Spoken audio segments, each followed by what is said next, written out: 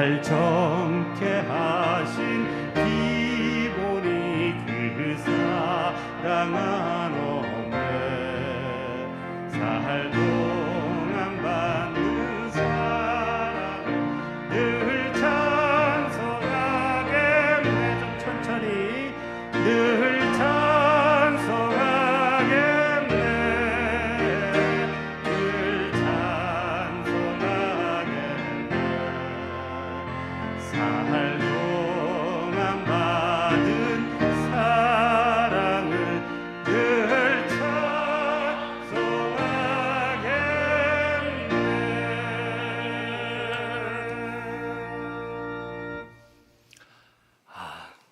오늘도 우리에게 귀한 주일을 허락하신 주님의 은혜에 감사를 드립니다. 어느 자리에서 예배하시든지 예배하는 심령들 가운데 주님의 은총과 평강이 충만히 임하기를 간절히 기원합니다. 함께 찬송 드리며 예배의 보좌 앞으로 나아가도록 하겠습니다.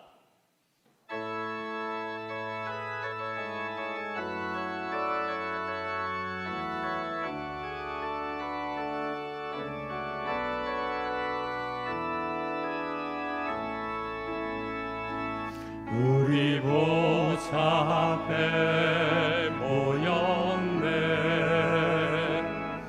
함께 주를 찬양하며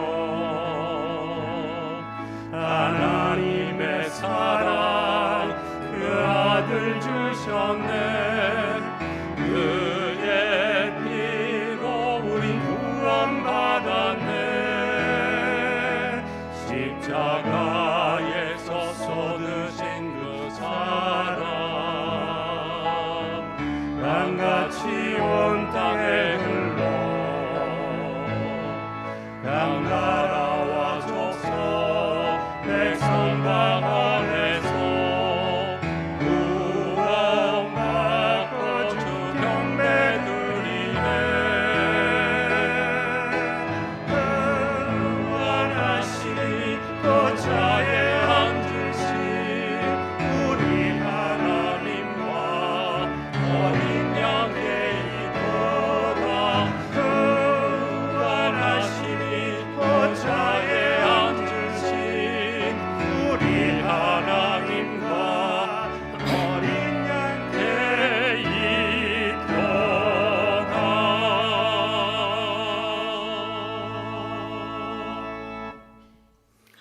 사랑과 은혜가 풍성하신 하나님 아버지, 예수 그리스도의 보혈의 피로 구속하여 주신 하나님의 자녀들이 전능하신 하나님의 이름을 부르며 거룩하신 예배의 보좌 앞으로 나아갑니다. 주님이시여, 우리들 가운데 임재하셔서 우리가 주님께 드리는 예배를 받아주시고 우리에게 필요한 은혜를 허락하여 주셔서 각자의 삶의 자리에서 맡겨주신 주의 사명을 감사함으로 이루어내는 거룩하고 아름다운 주의 백성들 되기를 간절히 소원합니다. 하나님, 저희들을 긍휼히 여겨주셔서 이 코로나19로 제한되고 있는 모든 일상이 조속히 회복되기를 간절히 바라옵고 원하옵나이다. 이번 설명절에도 많은 사람들이 가족들을 만나지 못하고 뿔뿔이 흩어져 보냈습니다. 우리 성도들 중에서도 교회에 나오지 못하고 온라인으로 예배를 드릴 수밖에 없어 성도 간의 교제가 오랫동안 단절되는 안타까운 상황 가운데 있습니다. 우리의 일상의 아름다운 것들이 회복되고 온전한 예배를 주님 앞에 드릴 수 있기를 원합니다. 지금도 각자의 삶의 자리에서 예배하는 사랑하는 심령들의 예배를 받으시고 있는 모든 곳에 필요한 은혜를 주심으로 감사와 감격으로 이 한 주도 살아낼 수 있는 힘과 용기를 허락하여 주시옵소서. 이 거룩한 주일 주님을 사랑하고 예배하기에 모여있는 사랑하는 성도들을 기억하여 주시고 예배하는 모든 자들의 심령 가운데 주님이 주시는 놀라운 기쁨과 평강이 충만히 임하여 감사가 넘치는 복된 주일이 되도록 은혜 베풀어 주시옵소서. 감사드리오며 살아계신 예수 그리스도 이름으로 기도하옵나이다. 아멘.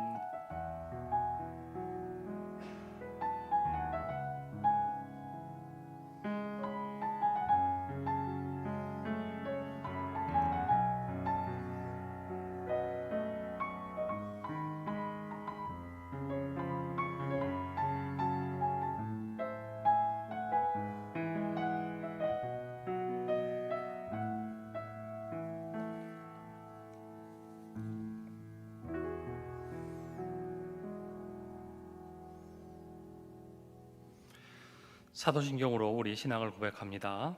나는 전능하신 아버지 하나님, 천지의 창조주를 믿습니다. 나는 그의 유일하신 아들, 우리 주 예수 그리스도를 믿습니다. 그는 성령으로 잉태되어 동정녀 마리아에게서 나시고 본디오 빌라도에게 고난을 받아 십자가에 못 박혀 죽으시고 장사된 지 사흘 만에 죽은 자 가운데서 다시 살아나셨으며 하늘에 오르시어 전능하신 아버지 하나님 우편에 앉아 계시다가 거기로부터 살아있는 자와 죽은 자를 심판하러 오십니다. 나는 성령을 믿으며 거룩한 공교회와 성도의 교제와 죄를 용서받는 것과 몸의 부활과 영생을 믿습니다. 아멘. 자리에 앉으시겠습니다. 찬송가 19장입니다.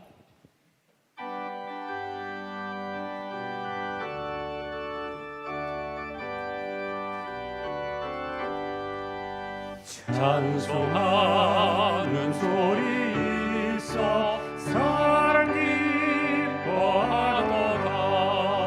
하늘 아버지의 이름 거룩하다. 세상 사람 찬양하자. 거룩하신 하나님께 할렐루야.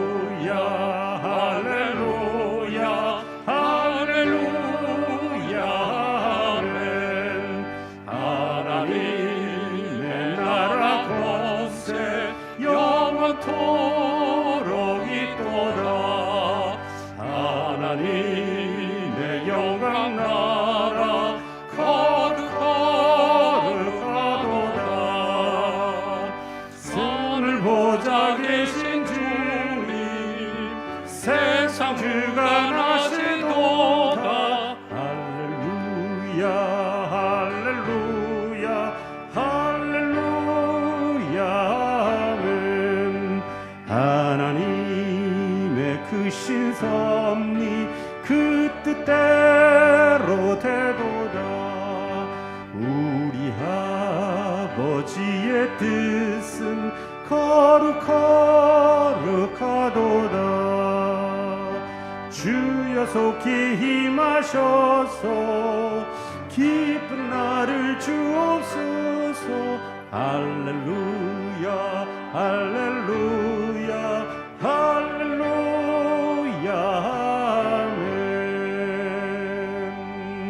아멘 아멘.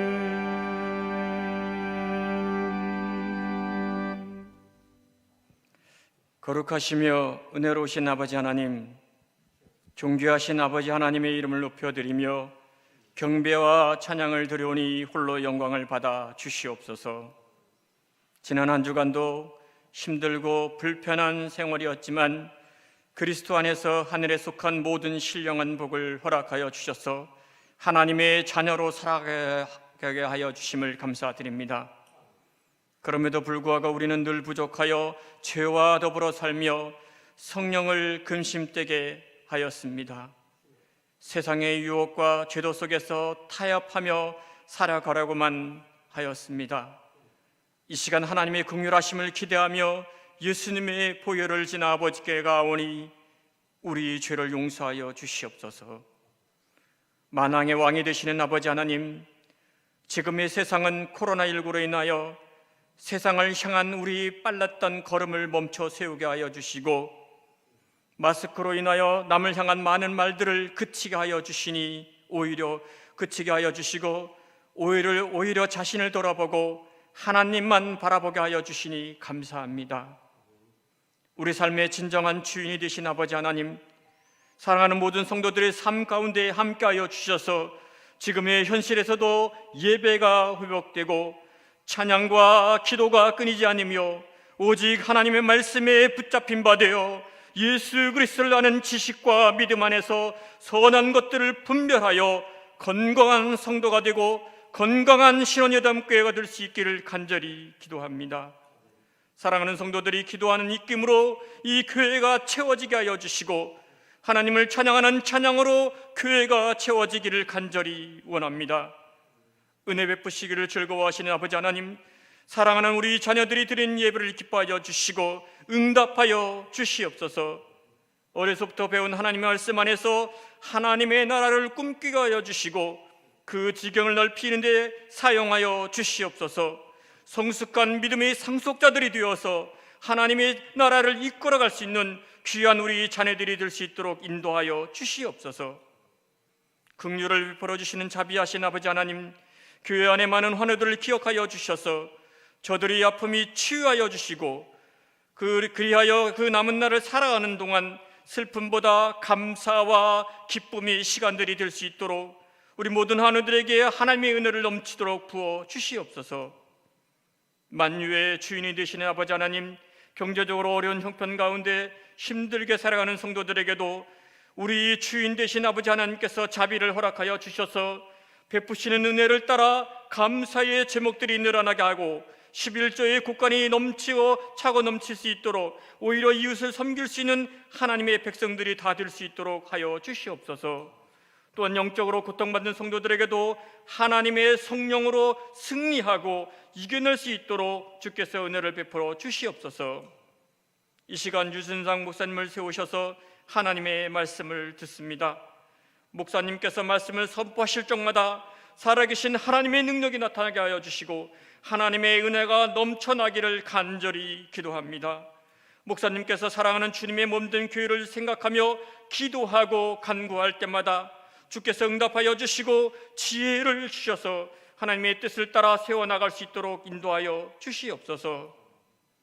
또한 세우신 부목사님들에게 교육자들에게도 은혜를 함께하여 주시옵소서.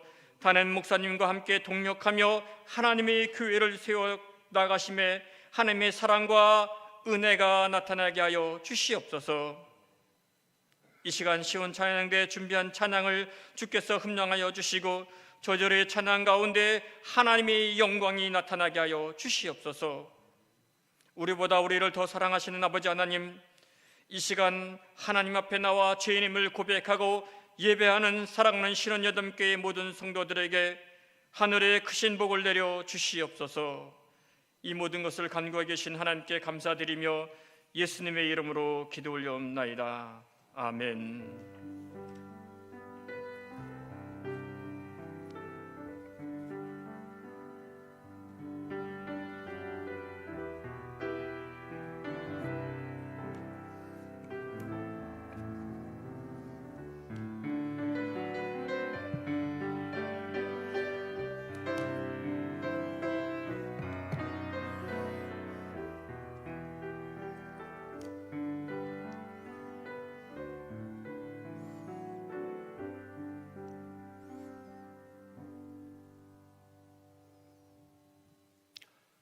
찬송가 549장 1절 부르시면서 봉헌하신 것 하나님 앞에 올려드리도록 하겠습니다.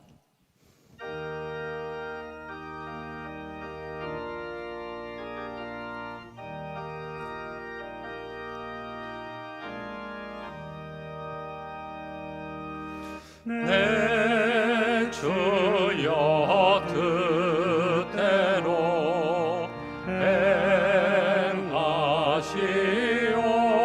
행하시옵소서. 몸과 영혼을 다 주께 드리니 이 세상 돌아가 주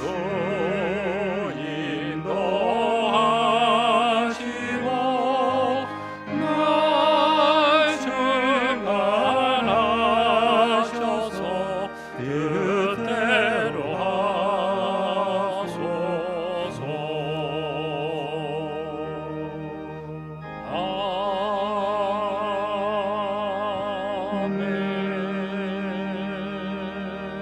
아멘.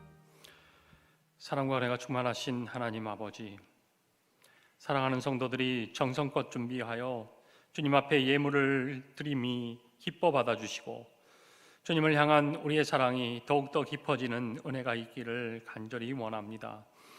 우리가 주님께 드린 예물이 하나님의 나라를 확장하고 주의 일을 이루는데 귀하게 쓰임받게 하여 주시며 우리의 남은 생애도 하나님의 영광과 거룩한 뜻을 드러내는 데 사용되기를 소망하오니 이들의 마음까지 받으셔서 그 하나님의 뜻이 이 땅에 이루어지도록 성령께서 친히 역사하여 주시고 인도하여 주시옵소서. 주님께서 사랑하시는 믿음의 가정들에게 꼭 필요한 물질들을 공급하여 주시고 주님이 주시는 것으로 만족하며 살아가는 귀한 가정들 되게 하시며 그들이 주님 앞에 간절히 소원하는 모든 것들을 삶 가운데 허락하여 주셔서 전능하신 하나님의 손길을 의지하며 살아가도록 인도하여 주시옵소서. 그래서 이 세상 모든 것의 주인이 하나님이시라는 하나님 주권신앙을 가지고 살아가는 믿음의 귀한 가정들 되게 하여 주시기를 간절히 소원합니다. 병석에서 고통 중인 환우들과 삶의 곤고함으로 어려움을 겪고 있는 심령들이 있다면 주님께서 친히 찾아오셔서 위로하여 주시고 그들의 상황의 때에 따라 적절한 것으로 좋은 것들로 채워주셔서 일상의 행복을 되찾게 하여 주시는 복된 한 주간이 되게 하여 주시옵소서. 감사드리오며 우리 주 되시고 살아계신 예수 그리스도 이름으로 기도하옵나이다. 아멘.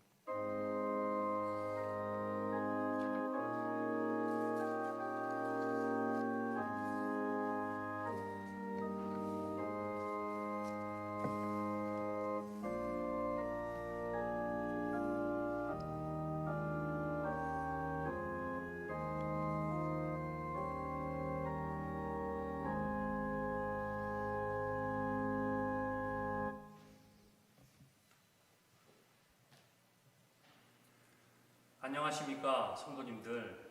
제가 부임한 지도 벌써 한 달이 넘어가고 있습니다. 우리 성도님들 뵙고 싶은데 그래서 제가 신방을 해야 되는데도 불구하고 그렇게 하지 못하고 또 예배 시간에는 잠깐만 여러분들 뵙고 또 온라인으로 예배 드리시는 성도님들은 전혀 볼 수가 없어서 참 아쉽고 안타까운 시간을 보내고 있습니다. 더 나아가서 지금 1년 동안 교회에 나오지 못하는 그런 성도님들도 계시고요. 또 이렇게 오랫동안 믿음의 교제가 단절되다 보니까 우리 성도들의 믿음이 지체되고 또 퇴보되는 그러한 모습도 엿보입니다. 이러한 위기 가운데 우리에게 가장 필요한 것은 바로 하나님 앞에 나와서 기도하는 것입니다. 바로 이 기도를 통해서 하나님이 우리를 도와주셔야 이 영적인 위기를 극복하고 우리 신원예담교회가 정말 하나님이 기뻐하시는 그런 아름다운 교회로 거듭날 수 있습니다. 그렇기 때문에 우리 성도들의 기도가 무엇보다 필요한 시기가 되었습니다.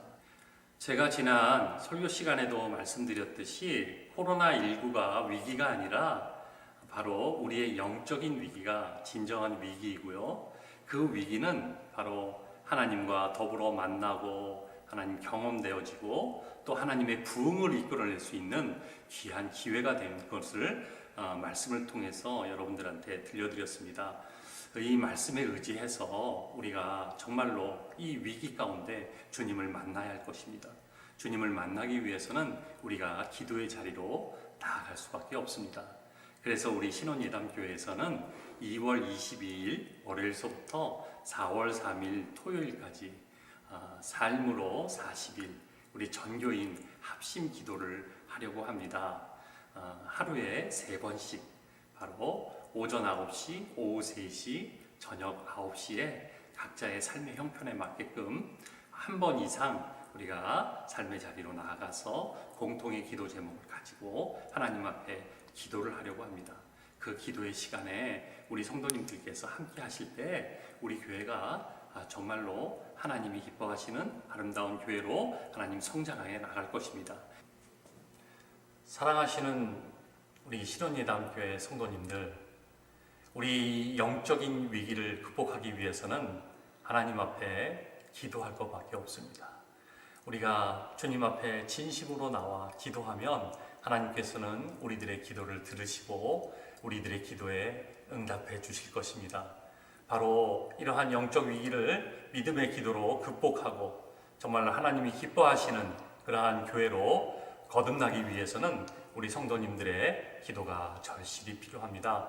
우리 이 합심 기도에 함께 동참해서 믿음의 아름다운 우리 신원예담교회를 세워가는 믿음의 동역자로 굳건히 세워져가는 그런 우리 성도님들 되시기를 간절히 소망합니다. 꼭 동참해 주세요. 감사합니다. 아멘. 네, 아멘 하셨습니다. 그래서 우리 성도님들 이번에 삶으로 40일 전교인 합심기도, 이 기도에 여러분들 시간을 내셔서 꼭 참석해 주시기 바랍니다. 여러분들이 아마 기도해 보시면요, 하나님의 그 놀라운 역사가 우리 눈앞에 경험하실 수 있을 겁니다. 그러면 살아계신 하나님을 여러분들이 만날 수 있는 거예요. 우리가 주님을 만날 수 있는 기회는 바로 기도하는 것밖에 없습니다. 잘 아시잖아요, 우리 성도님들. 이 기도의 자리로 우리 전 교인, 우리 전 성도님들을 초청하니까 우리 열심히 여기에 동참하시면 좋겠습니다. 2021년 재직 수첩을 배포합니다. 우리 집사님들께서는 한 권씩 행정실에서 수령해 주시기를 바랍니다. 지난년도 교회 요람을 폐기하기 원하시는 분들은요, 행정실로 반납해 주시기 바랍니다. 2021년도 3월, 4월 큐티 교재가 노아 카페에 준비되어 있습니다. 필요하신 분들은 구입하시기 바랍니다. 우리 교회는 사회적 거리두기 2.5단계, 15일 월요일부터는 2단계 방역수칙을 철저히 준수합니다. 그래서 주일 1부, 2부, 3부 예배, 그 다음에 수요 3일 기도회, 그 다음에 새벽 예배, 공의 예담월 예배와 온라인 실시간 예배를 병행하여서 드립니다. 이제는 15일부터 2단계로 사회적 거리두기가 완화되기 때문에 우리 성도님들이 많이 예담월에 나오셔서 예배를 드릴 수가 있습니다. 새벽기도 그동안 못 나오셨던 성도님들 계시다면 다 나오시기 바랍니다.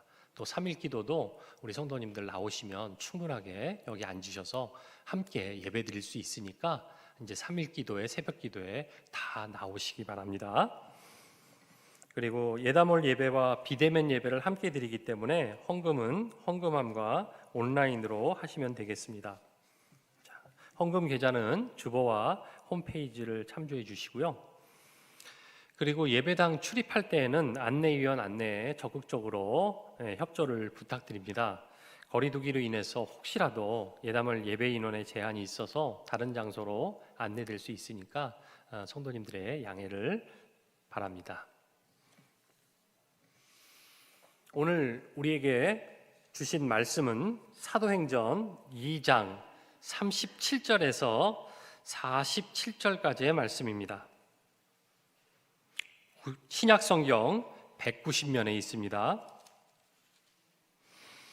사도행전 2장 37절에서 47절까지의 말씀입니다. 제가 봉독하도록 하겠습니다. 그들이 이 말을 듣고 마음에 찔려 베드로와 다른 사도들에게 물어 이르되 형제들아 우리가 어찌할꼬 하거늘 베드로가 이르되 너희가 회개하여 각각 예수 그리스도의 이름으로 세례를 받고 죄 사함을 받으라.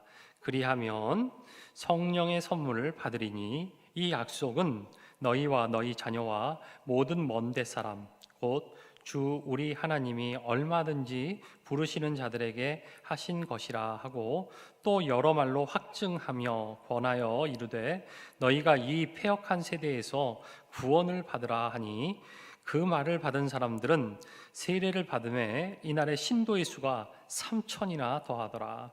그들이 사도의 가르침을 받아 서로 교제하고 떡을 떼며 오로지 기도하기를 힘쓰니라.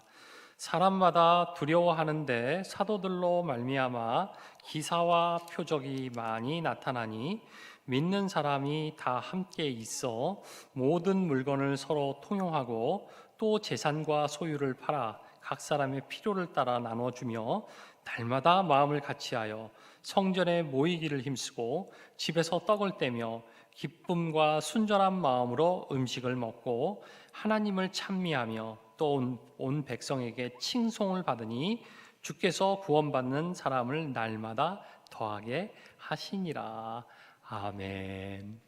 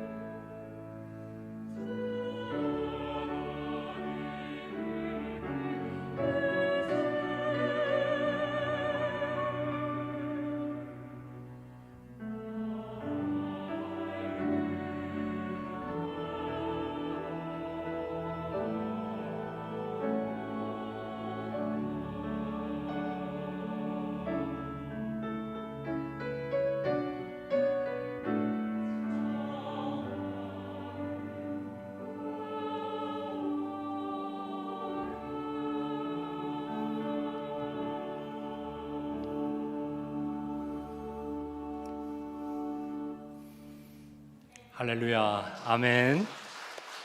은혜로운 찬양 감사합니다. 잠시 기도하고 하나님 말씀 증거하도록 하겠습니다. 사랑과 은혜가 충만하신 하나님 아버지, 진심으로 감사를 드립니다. 우리를 사랑하셔서 구원의 은혜를 베풀어 주시고 하나님의 자녀 삼아 주셔서 이렇게 예배 자리에 나와 하나님 말씀을 듣게 하심을 진실로 감사를 드립니다. 우리의 심령과 마음을 열어 하나님의 말씀을 듣게 하시고 이 들은 말씀 꼭 붙잡고 우리 삶의 자리에서 실천하여 온전히 하나님께 영광을 올려드리며 살아가는 우리 믿음의 귀한 지체들, 우리 성도님들 될 수 있도록 하나님께서 은혜 베풀어 주시고 그 심령들을 주장하여 주시옵소서.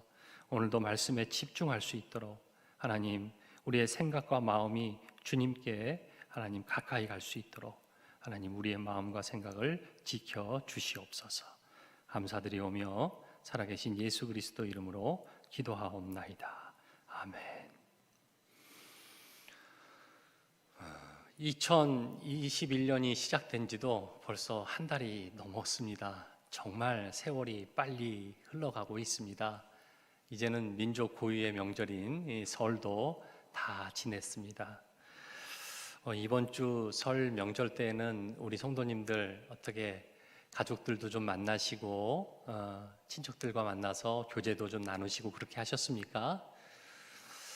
제가 주변 사람들 이렇게 들어보니까 부모님들 중에서는 오지 마라 그렇게 얘기하시는 부모님도 계시고요. 또 제 자녀들 중에서는 또 어린 자녀들이 있으니까 이렇게 찾아뵙기가 좀 어려워서 안 찾는 그러한 가정들도 있다고 제가 소식을 들었습니다.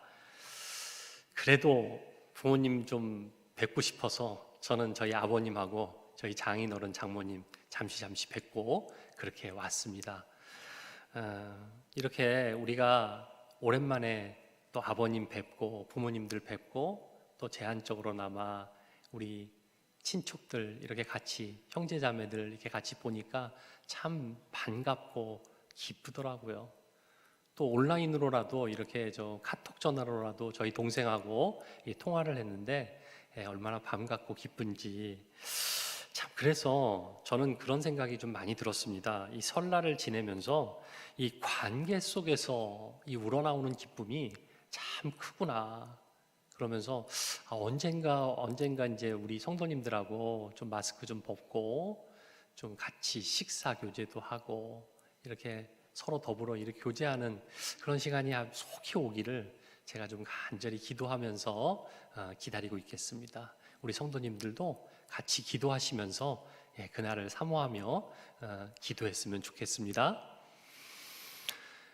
오늘 우리가 읽은 본문을 살펴보면요, 예루살렘에서 이 오순절을 기념하기 위해 왔던 유대인들이요, 이 베드로의 오늘 설교를 듣고 이 반응하는 것을 우리가 볼 수 있죠. 이 베드로의 설교는 이 사도행전에서 나타난 이 최초의 설교였습니다. 그리고 예수님이 이렇게 부활하셨던 안식 후 첫날, 즉 주일에 드렸던 그 바로 예배에서 행했던 그런 설교였습니다.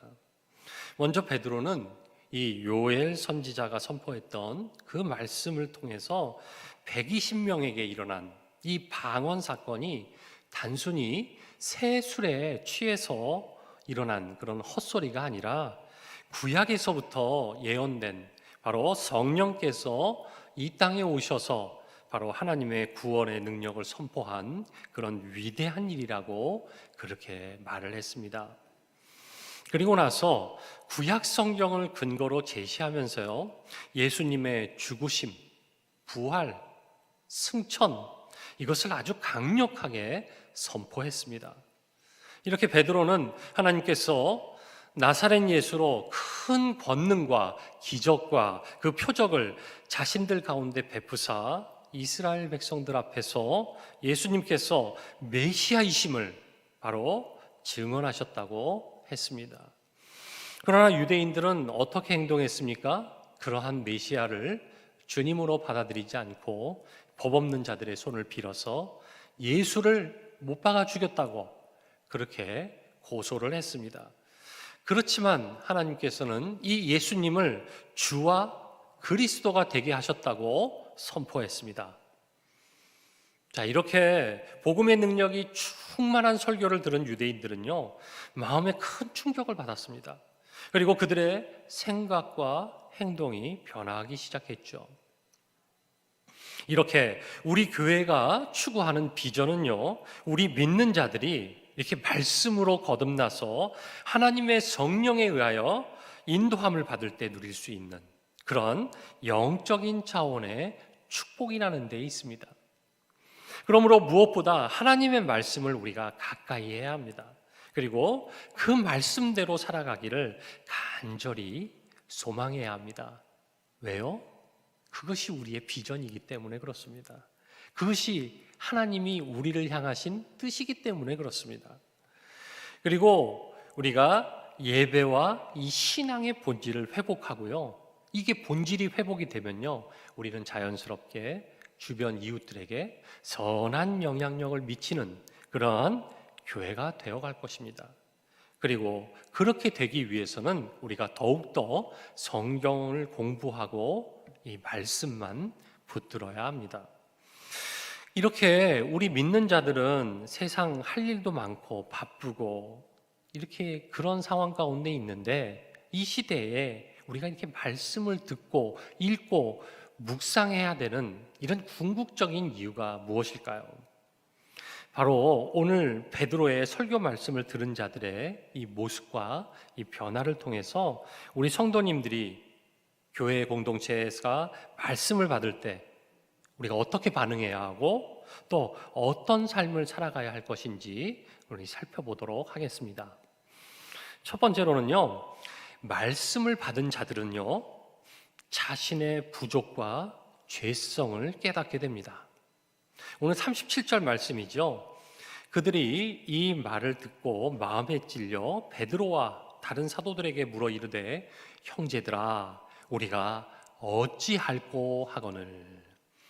이렇게 성령 충만한 베드로의 설교를 들은 수많은 유대인들과 이방인들의 마음에요, 큰 찔림이 일어났습니다. 그리고 베드로와 다른 사도들에게 자신들이 어떻게 해야 할지 아주 심각하게 물어봤죠. 이것이 바로 성령의 역사라는 겁니다. 이러한 현상은 초대교회에서만 발생되는 것이 아닙니다. 오늘날 우리에게도 동일하게 나타나는 그런 성령의 역사임을 깨달으시기 바랍니다. 성도님들, 우리가 하나님의 말씀을 들었을 때 종종 은혜를 받았다고 말을 하죠. 그런데 하나님의 말씀을 들어도 또 어떨 때에는 은혜를 받지 못할 때가 있습니다. 그리고 똑같은 말씀을 들었는데도 어떤 사람은 정말 은혜를 받았다고 하는데 다른 사람은 나는 전혀 은혜를 받지 못했어 라고 할 때가 있습니다. 그렇다면 우리는 어떨 때 은혜를 받는 것일까요? 대부분 이 선포된 말씀이, 하나님의 그 말씀이 말입니다, 나의 생각과 이성으로 이해가 되면서 내 마음을 감동시킬 때 바로 은혜를 받았다고 합니다. 그런데 이것이 정말로 주님이 주시는 진정한 은혜일까요? 히브리서 4장 12절 말씀을 보면요, 이런 말씀이 나옵니다. 하나님의 말씀은 살아있고 활력이 있어 좌우에 날선 어떤 검보다도 예리하여 혼과 영과 및 관절과 골수를 찔러 쪼개기까지 하여 또 마음의 생각과 뜻을 판단하나니. 하나님은요, 말씀을 통해서 우리가 자신의 허물과 죄를 발견하고 고백하기 원하십니다. 우리의 가장 아프고 부족한 부분을 지적하고 판단하며 돌이킬 것을 원하고 계십니다. 그렇기 때문에 우리가 정말로 하나님 말씀에 은혜를 받았다면 오늘 37절에 말씀하신 것처럼 하나님의 말씀이 선포될 때 내 마음 가운데 찔림이 있어야 합니다. 마음에 찔려 형제들아 우리가 어떻게 할까? 이 안타까운 부르짖음이 우리들의 마음속에 고백되어지지 않는다면요, 우리는 하나님의 선포된 말씀을 제대로 깨닫지 못할 가능성이 아주 큽니다. 그러므로 여러분이 하나님의 말씀을 받은 자라면 하나님의 말씀이 선포될 때 바로 자신의 마음 가운데 깊은 찔림과 바로 돌이키고자 하는 그런 열망이 있어야 할 것입니다. 두 번째로는요, 말씀을 받은 자들은요, 회개하고 구원을 얻게 됩니다. 이렇게 베드로의 설교를 들은 청중들이 어찌할 꼬를 외칠 때 베드로가 이렇게 말을 하죠. 바로 38절 말씀이죠.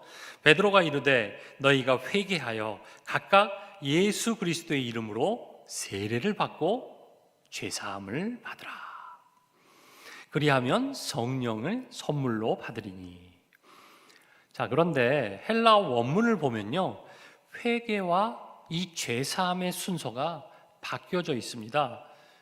먼저 죄사함을 받았으니 회개하라고 되어 있습니다. 그런데 오늘 우리 한글 번역 성경은 회개하라, 그리하면 너희가 죄사함을 받으리라 라고 되어 있습니다. 논리적으로 보면요, 이것이 맞는 것 같죠. 우리가 이해하기 훨씬 쉽습니다.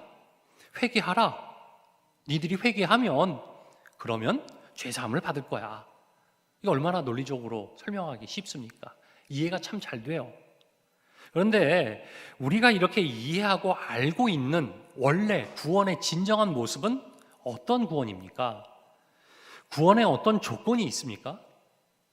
우리에게 임한 구원은요, 하나님의 절대적인 주권 아래 무조건 우리에게 주어지는 것입니다. 거긴 어떤 조건도 있지 않습니다.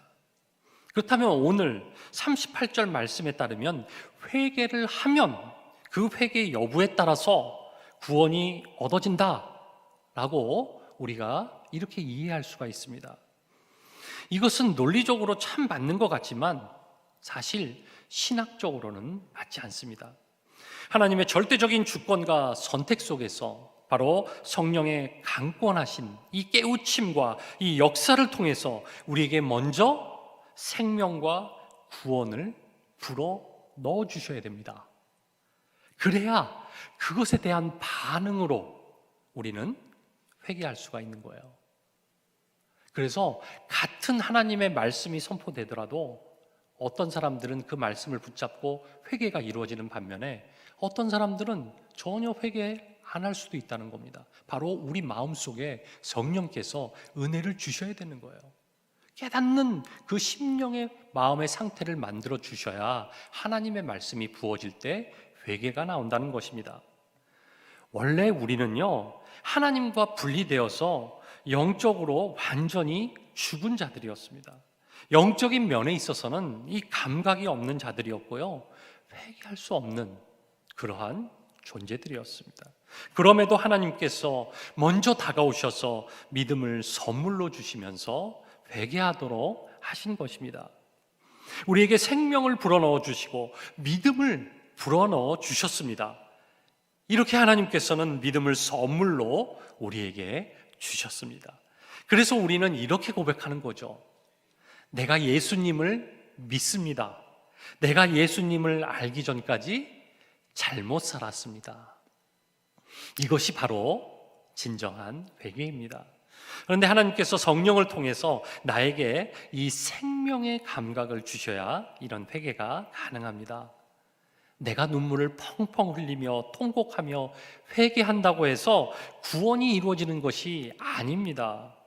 이 정서적인 반응은 하나님으로부터 구원을 받은 자에게 나오는 이런 자연스러운 결과인 것이죠. 우리가 진심으로 구원을 받았다면 우리 삶에 회개가 나타나야 합니다. 이 회개라고 하는 것은요, 생각을 바꾸고요, 삶을 바꾸는 것입니다. 즉 지금까지 살아왔던 이 세상에서 붙잡고 살아왔던 모든 것들을 다 내려놓고 다 버리고 내가 이제 하나님 말씀만 붙들고 살겠다 하는 그런 결단이 우리에게 있어야 하는 것입니다. 아마도 예루살렘에 온 사람들은 모두 자신들의 가치관이 있었을 것입니다. 그리고 직업이 있었을 것이고요. 지금까지 살아온 방식이 있었을 것입니다. 그러나 회개라고 하는 것은 그 모든 것을 버리고 예수님께로 돌아가는 것입니다. 만약 우리에게 이러한 회개의 증거가 없다면요, 정말 우리는 진심으로 죄에서 구원받은지 살펴봐야 합니다. 우리의 삶을 돌아봐야 하는 것이죠. 오늘 성경은 우리에게 구원의 증거가 바로 이 회개라고 말씀하기 때문입니다. 그리고 베드로는 회개하면서 각각 예수 그리스도의 이름으로 뭐라고? 세례를 받으라고 했습니다. 우리가 보통 세례를 받을 때 먼저 꼭 확인하는 것이 하나 있죠. 무엇일까요? 바로 신앙 고백입니다. 자신이 죄인인 걸 고백하고 예수님을 주님으로 영접한다는 이 신앙 고백을 공동체 앞에서 하게 되죠. 이렇게 예수님을 영접하고 그 증거로서 세례를 받으면요, 주님께서는 성령을 선물로 우리에게 주십니다. 이 성령을 선물로 주시겠다고 하시는 이 약속의 말씀은요, 모든 사람들에게 해당되는 것입니다. 어떤 특별한 이 종교적인 열심이 있는 사람들에게만 주시는 것이 아닙니다. 너희와 너희의 모든 자녀와 너희 먼데 있는 사람들, 즉 하나님으로부터 멀리 떨어져서 복음을 제대로 듣지 못한 자라 하더라도 내가 예수님을 믿으면 이 모든 예수님을 믿는 자들에게 바로 해당되는 그러한 약속이라는 겁니다. 그러면서 지금 이 패역한 세대에서 구원을 받으라 라고 말씀하고 있습니다. 패역한 세대라고 하는 것은 하나님을 대적해서 멸망을 향하여 가고 있는 이 세상을 말하는 겁니다. 이 세상은 가만히 두면 멸망으로 떨어지게 되어 있습니다. 여러분들, 만일 우리가 타고 있는 기차가 얼마 있지 않아서 낭떠러지로 떨어져서 모든 사람들이 다 죽는다, 이것이 분명하다면 아무도 그 자리에 그대로 앉아 있으려고 하지 않을 겁니다. 그렇지 않겠어요? 가만히 앉아 있으면 어떻게 됩니까? 떨어져 죽게 되는데 말이죠. 모두 다 기를 쓰고 그 기차에서 뛰어내리려고 할 겁니다. 팔이나 다리가 부러지는 그 고통을 감수하고라도 이 죽음만은 면하려고 갖은 방법을 다 동원할 겁니다. 지금 우리가 타고 있는 이 세상이라는 열차는요, 곧 영원한 멸망으로 치닫는 그런 열차입니다. 제 아무리 좋은 집에서 많은 돈을 가지고 부귀 영화를 누리고 있다 해도 이 멸망으로 떨어지는 이 열차에 탄 이상 이런 것들은 아무 소용이 없습니다. 우리는 모든 것을 다 버려서라도 예수님을 붙들어야 할 이유가 바로 여기에 있는 것입니다. 그리고 성경은 이 세상의 것과 주님의 것을 동시에 가질 수 없다고 분명하게 말씀하고 있습니다. 주님의 썩지 않는 동아줄을 잡고 영원한 천국에 가려면 이 세상의 썩은 동아줄을 초계와 같이 버릴 수 있어야 합니다. 우리 눈에는 세상이 썩은 동아줄이 우리를 안전하게 지켜주고 행복을 가져다 줄 것처럼 정말로 튼튼히 보이지만 결코 우리의 안전과 행복을 가져다 주지 못합니다. 보이지 않는 그 주님의 동아줄을 붙잡아야 됩니다. 바로 이것은 믿음의 눈으로만 보이는 그런 동아줄입니다. 주님을 향한 소망과 믿음이 없는 자들은 절대로 보이지 않습니다. 보이지 않으니까 붙잡을 수도 없는 그러한 동아줄입니다.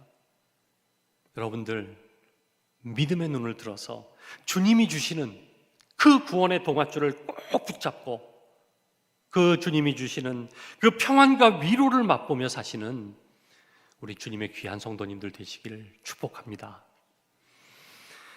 세 번째로는요, 말씀을 받는 자들은 바로 믿음의 공동체에 거하며 사랑의 교제를 나누게 되어 있습니다. 이렇게 베드로의 설교를 듣고 나서 그날에 예수를 믿은 사람이 자그만치 3,000명이나 되었습니다. 자, 이것은 성령께서 이루신 지극히 큰 부흥의 역사였던 것이죠. 자, 이렇게 예수를 믿은 사람들은 사도의 가르침을 받아서 서로 교제하며 음식을 함께 나누고 기도하기를 힘썼습니다.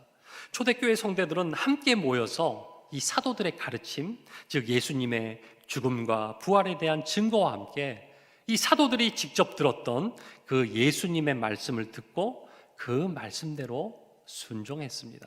그리고 성도들 상호간에 사랑과 돌봄의 교제가 있었던 것이죠. 이 교제는 일상의 음식과 함께 필요한 물건들을 서로 제공하고 나누어주는 그러한 사랑의 교제였습니다. 또한 초대교회 성도들은 기도에 몰두했습니다. 그들은 유대인으로서 유대교회에서 매일 드렸던 그 기도의 시간에 성전에 올라가서 삼위 하나님, 특별히 성자 하나님이신 예수님, 또 성령 하나님께 기도를 드렸던 것입니다.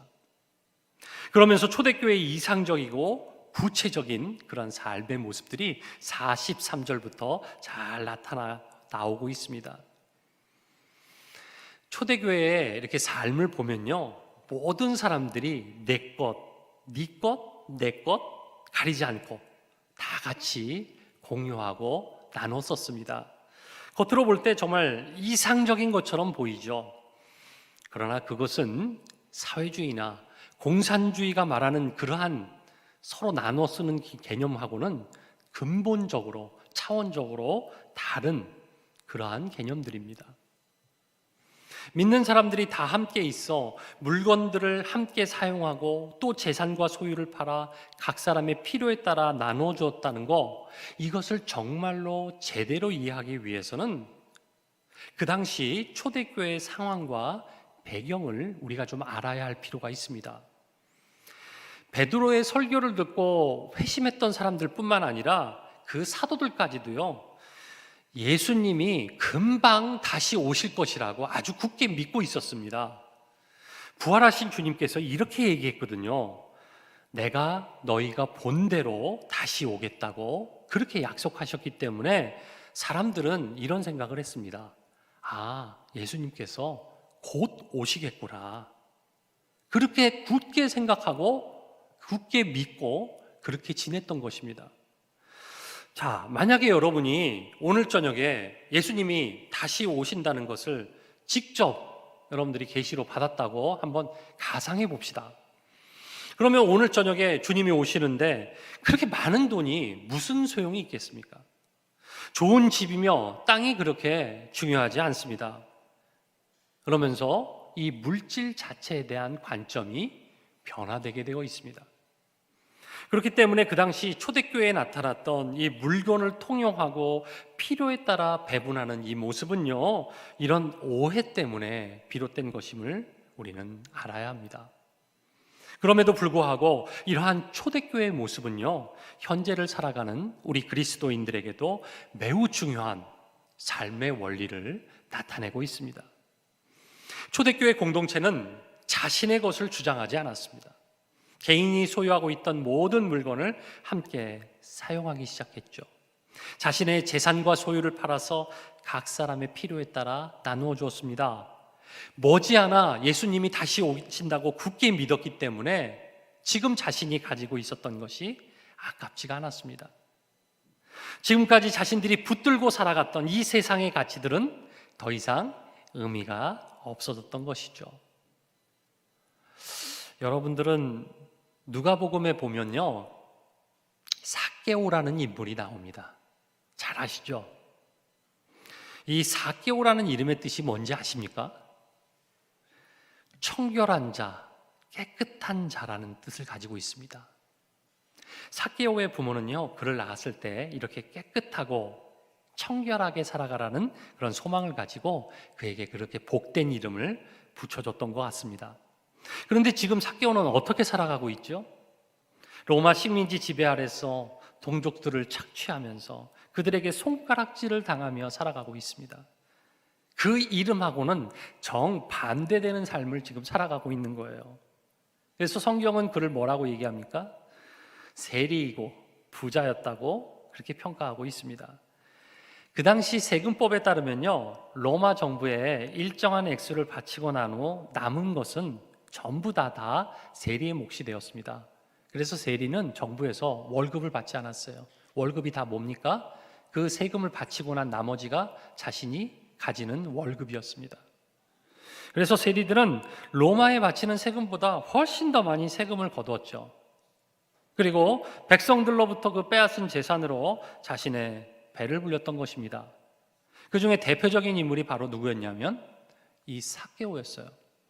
그는 세리 중에서도 그 지역 일대를 관장하는 세리장이었습니다. 그런데 어느 날 그 마을에 예수님이 지나간다는 소문이 돌기 시작합니다. 평상시 그는 부자로 살았지만 사람들로부터 욕을 먹고 살아가는 그런 불행한 삶을 살았습니다. 이렇게 살아가는 것이 결코 옳지 않다는 것을 그도 잘 알았을 것입니다. 하지만 어디서부터 어떻게 변화되어야 할지 도무지 엄두가 나지 않았을 겁니다. 그런데 세리를 친구로 생각하고 심지어 제자로 받아들였던 그 예수님이 온다 하니까 삭개오는 그 예수님을 만나고 싶었습니다. 어떻게 하면 이러한 불행한 삶에서 혹시라도 예수님을 만나면 탈출할 수 있지 않을까, 이런 기대를 가지고 말이죠. 자, 예수님이 오시자 많은 사람들이 모였습니다. 삭개오는 너무 키가 작아서 예수님을 도저히 볼 수가 없었죠. 그래서 옆에 있는 무화과 나무 위로 올라갔습니다. 예수님이 나무 밑을 지나가시다가 삭개오를 보시고 내려오라고 말씀하시면서 내가 오늘 너의 집에서 유하여야겠다, 이렇게 말씀하십니다. 삭개오가 예수님을 자신의 집으로 모시고 와서 처음으로 반응했던 고백이 뭔지 아십니까? 내가 이때까지 남의 것을 빼앗았으며 살아왔던 그 모든 그런 도적과 같은 삶을 이제는 청산하고 다시는 그러한 삶을 살지 않겠다고 회개합니다. 그리고 율법에 정한 대로 자신이 도둑질한 것을 4배나 갚겠다고 맹세를 합니다. 이렇게 우리가 주님을 인격적으로 만나면요, 자신이 지금까지 갖고 왔었던 물질에 대한 관점이 변화하기 시작합니다. 이게 구원받은 자의 중요한 표지이자 열매인 것이죠. 이것은요, 삭개오에게만 나타나는 것이 아니라 오늘 초대교회 공동체에서도 동일하게 나타났습니다. 그들은 예수님을 만나기 전까지 수단을 가리지 않고 움켜쥐고 쌓아놓고 남의 것을 빼앗아 자기 것으로 만들며 그렇게 살아왔습니다. 그러나 예수님을 만나고 그분을 진짜 주님으로 영접하고 나니까 세상의 물질이 덧없음을 깨닫게 된 것이죠. 그러니 그 물질을 아낌없이 나누었던 것입니다. 우리도 진심으로 예수님을 주님으로 믿고 영접했다면 우리가 가진 것을 나눌 수 있어야 됩니다.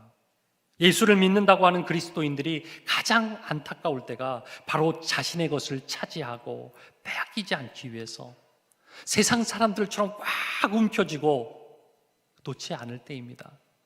이것은 예수님을 주님으로 영접한 사람의 바른 모습이 아닌 것이죠. 오히려 주님의 영광을 가리는 정말 부끄러운 그러한 모습입니다. 우리는 주님께서 우리에게 주신 모든 물질을 주님의 뜻대로 나눌 수 있어야 합니다. 머릿속으로 계산하면서 나누는 것이 아니라요, 주님께서 더 큰 축복을 주실 수 있다는 거, 그것을 믿음으로 우리가 나눌 수 있어야 합니다. 내가 나누어준 사람에게 다시 돌려받는 게 아니라요, 주님으로부터 직접 더 큰 것을 다시 돌려받을 수 있다는 그 믿음으로 우리는 나누는 겁니다. 초대교회 성도들이 예수님을 주님으로 영접하고 이 죄사함의 세례를 받고 난 후에 나타난 변화가 이 물질에 대한 인식의 전환이었다면요, 두 번째는 바로 그들의 삶이 변화됩니다. 정말 이상적이고 아름다운 교회 공동체의 모습이 나타나게 되는 것이죠. 46절 말씀입니다. 날마다 마음을 같이하여 성전에 모이기를 힘쓰고 집에서 떡을 떼며 기쁨과 순전한 마음으로 음식을 먹고. 자, 여기에서 성전과 집이라고 하는 두 공간이 나오게 되죠. 하지만 이 두 공간은 분리되지 않고 이 성전에서의 삶이 바로 집에서의 삶까지 연결되는 것을 우리가 볼 수 있습니다. 제가 교회 학교 청소년부를 사역할 때요, 아이들한테 이런 말을 들은 적이 있습니다. 우리 엄마는요, 교회에서 정말 착하고 친절한데요, 집에만 가면 말투가 달라져요. 얼마나 사납고 무서운지 몰라요. 우리 아빠는요, 교회에서는 인자하시고 웃음이 넘치는데 집에만 오면요, 엄마한테 막 소리 지르고요, 어쩔 때는 물건도 집어 던지고요, 막 욕을 할 때가 있어요. 자, 그럴 때는 정말 우리 아빠가 예수님을 믿고 있는지 의심이 들 때가 너무 많아요. 참으로 부끄러운 모습이 아닐 수 없습니다.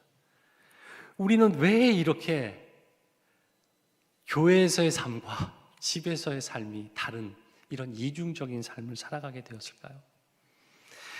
우리가 예수님을 믿으면서도요, 이렇게 예수님을 바라보는 게 아니라 바로 주변 사람들을 바라보기 때문입니다. 이 보이는 사람들의 인정과 친청을 받기 위해서 내면을 변화시키기보다는 겉모습만 그럴듯하게 꾸미려고 하기 때문에, 바로 주님을 생각지 않고 살아가기 때문입니다. 예수님은 우리의 모든 것을 바라보십니다. 내가 자녀들에게 이상한 말을 하거나 또 우리 아내에게, 우리 남편에게 화를 내거나 그렇게 할 때도 주님은 우리를 바라보신다는 겁니다. 내가 평소에 무슨 생각을 하고 어떤 행동을 살아가면서 살아가는지 다 알고 계십니다. 이런 주님이 항상 나를 지켜보시고 계신다면 우리는 결코 그러한 행동 할 수 없겠죠. 이렇게 물질관이 변하고 삶이 기쁨과 소망으로 가득 찰 때 어떤 일이 일어날까요? 바로 그렇게 우리가 원하고 바라던 주변 사람들로부터의 칭찬과 인정이 따라오게 되는 겁니다. 아까 앞에서 말씀드린 거는 주변 사람들의 인정과 칭찬을 쫓아가는 거고요, 내가 주님 앞에 바른 자세로 살면 주변 사람들의 인정과 칭찬이 따라오는 겁니다. 이거는 다르죠? 여러분, 그리스도인이라면 믿지 않는 자들이나 믿는 자들 모든 사람들에게 바로 칭찬을 받는 자가 되어야 됩니다. 칭찬을 또 받을 수밖에 없습니다. 그러면 이렇게 말하는 사람들이 있어요. 아니, 하나님만 알려주면 되지, 하나님만 알아주시면 되지, 주변 사람들의 평가가 뭐 그렇게 중요해. 여러분, 그렇지 않습니다. 마태복음 22장에 보면요, 율법사가 예수님을 시험하기 위해 율법 중 어떤 계명이 가장 크냐고 물었습니다. 그때 예수님께서 이렇게 말씀하시죠. 내 마음을 다하고 목숨을 다하고 뜻을 다하여 주 너의 하나님을 사랑하라 하셨으니 이것이 크고 첫째 되는 계명이요, 둘째는 이와 같으니 내 이웃을 내 자신같이 사랑하라 하셨으니 이 두 계명이 온 율법과 선지자의 강령이니라. 너무나도 잘 알고 있는 말씀입니다. 예수님께서는 하나님만 바라보고 하나님만 사랑하라고 하지 않으셨습니다. 보이지 않는 하나님을 내가 진심으로 사랑한다면 하나님께서 귀히 여기시는 그 사람, 즉 이웃을 우리는 사랑해야 할 것입니다. 만약 보이는 이웃을 우리가 사랑하지 않는다면요, 하나님을 사랑하는 것이 아닙니다. 그리고 이웃을 사랑할 때 대충 사랑하는 척하는 것이 아니라 내 자신과 같이 사랑하라고 하셨습니다. 우리가 이웃을 자기 자신과 같이 사랑하게 되면요, 그 이웃은 정말로 감동하게 될 것입니다. 왜 그럴까요? 세상 사람들은요, 이웃을 사랑해도 자기 자신과 같이는 사랑하지 않습니다. 대부분 뭔가 자신에게 돌아올 이익이 있어서 사랑하게 되는 경우가 많이 있죠. 그러나 자기 자신처럼 사랑할 때는 이유가 필요 없습니다. 자기 자신을 대상으로 해서 조건을 제시하거나 계산해서 사랑하는 사람은 없습니다. 그냥 무조건 사랑하는 거예요. 그러면 이렇게 사랑을 받은 자는 분명하게 자기 자신과 같이 사랑을 베푼 자를 존경하고 칭찬하지 않겠습니까? 그래서 여러분들, 정말로 주변 사람들의 인정과 칭찬을 받기 위해서는 그 사람들을 자기 자신과 같이 사랑해 보시기 바랍니다. 저절로 따라옵니다.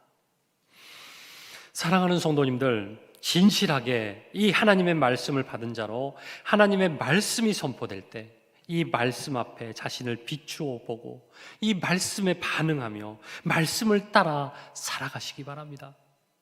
내가 오늘 말씀을 들었는데 내 삶이 생각나지 않고 그저 좋은 말씀이다, 그래 저렇게 사는 것도 좋겠지, 이 정도로 여러분 받아들여서는 안 됩니다. 시급하게 내가 회개할 부분이 무엇인지 깨달았다면 그 삶의 현장에서 반드시 고치고 돌이키겠다는 그런 결단과 함께 그것을 실천하셔야 됩니다. 그것이 말씀을 받은 성도들이 해야 할 분명한 사명입니다. 이럴 때 우리의 신앙이 날로 굳건해지고 우리의 삶이 바른 모습으로 개혁되는 성화의 역사가 풍성하게 일어날 것입니다. 또한 초대교회 성도들의 삶을 본받아서 하나님의 관점에서 우리가 물질을 바라봐야 할 것입니다. 진정으로 예수님을 주님으로 영접하고 내가 그분의 자녀가 되었다면 우리는 세상 사람들과는 다르게 물질을 바라보고 사용해야 합니다. 내가 가지고 있는 것을 온전히 내 것으로 여기고 인색하며 살아가는 것이 아니라 움켜쥐고 있는 손을 펴서 바로 이웃들과 나누는 삶을 살아가야 할 것입니다. 그리고 그 예배의 삶이 가정과 직장과 사회까지 이어지도록 우리는 해야 할 것입니다. 교회에서만 사람들한테 칭찬받는 것이 아니라 가족과 직장 동료나 상사나 부하 직원으로부터 칭찬과 존경을 받아야 할 것입니다.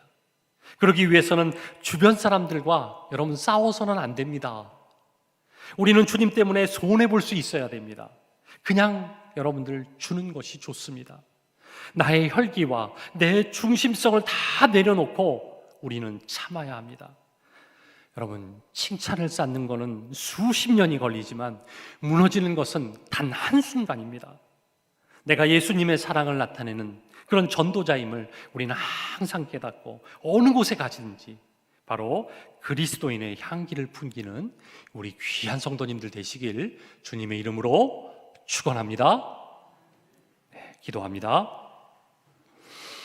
사랑과 은혜가 충만하신 하나님 아버지, 우리가 하나님의 말씀을 받은 자로서 하나님의 말씀으로 자신을 성찰하고 그 말씀대로 순종하며 살아가는 믿음의 사람들이 다 되게 하여 주시옵소서. 그래서 무늬만 기독교인으로 살아가는 성도들이 한 사람도 없도록 그 삶을 주장하여 주시고 그 마음 가운데 주님을 사모하며 사랑하는 심정이 불일 듯 일어나도록 역사하여 주시옵소서. 그래서 우리의 물질관이 온전히 변화되어 전능하신 주님께서 잠시 나에게 맡겨놓은 물질을 주님 뜻대로 사용할 수 있는 믿음을 허락하여 주시옵소서. 그래서 내가 가진 모든 것이 내 것인 것처럼 사용하지 않게 하여 주시고 그 물질이 필요한 사람들에게 아낌없이 나눠줄 수 있는 주님의 마음을 갖게 하여 주시옵소서. 그래서 주님을 예배하는 삶과 우리 일상의 삶이 일치되게 하여 주시고 가정과 직장과 삶의 여러 가지 자리들에서 칭찬받는 인생이 되게 하시며 이로 인해 주님의 영광이 나타나는 삶을 살 수 있도록 우리를 주장하여 주시고 깨닫게 하여 주시옵소서. 감사드리오며 살아계신 예수 그리스도 이름으로 기도하옵나이다. 아멘. 다 같이 일어나서 찬송가 285장 1절만 찬양하도록 하겠습니다.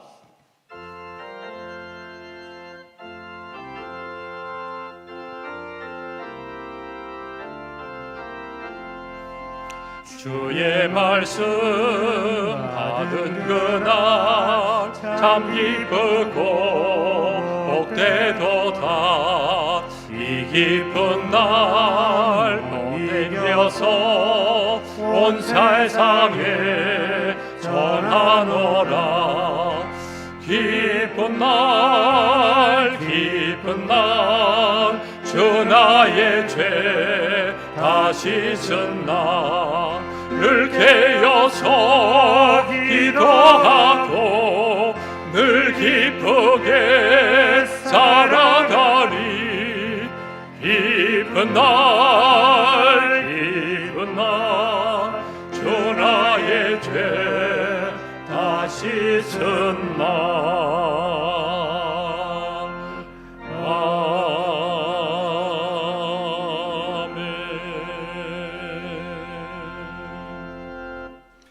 이제는 우리 주 예수 그리스도의 한량없는 은혜와 하나님 아버지의 극진하신 사랑하심과 성령님의 감화 감동 역사 교통하심이 하나님의 말씀을 받은 자로서 그 말씀으로 삶을 성찰하며 회개의 자리로 나가기를 주저하지 않고 믿음의 공동체의 기쁨으로 거하며 주님 사랑하는 마음으로 사랑의 교제와 나눔의 삶을 살기로 다짐하는 신원예담교회 성도들 머리 위에와 그 믿음의 자녀들과 가정들과 삶의 처소들마다 이제로부터 영원히 함께 하시기를 축원하옵나이다. 아멘.